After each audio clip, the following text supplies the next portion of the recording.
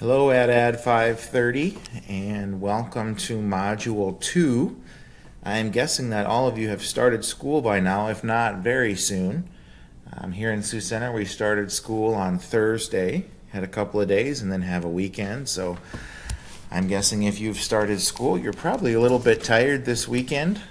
So thanks for powering through and working on this course, even though you're busy at this time starting school. So let's check out Module 2 of the course together.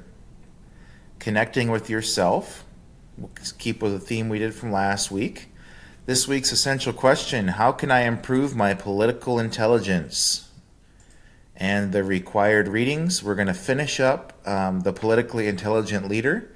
So pages 81 to 179 for this week. Supplemental readings are optional for you to check out if you'd like. I put in some things there about building relationships and personal leadership philosophy.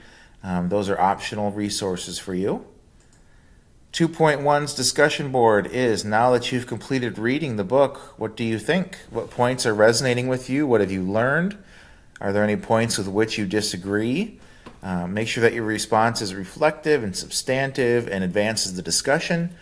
Please include one reference in APA format in your response. You do not need to include a citation at the end. Your initial response is due by Wednesday at midnight, and responses to 2 classmates by Sunday at midnight.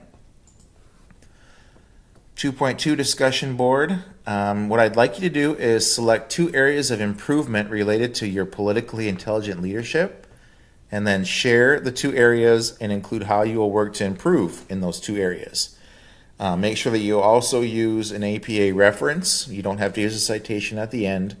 And that is due by Wednesday at midnight for your post, and 2 responses by Sunday at midnight.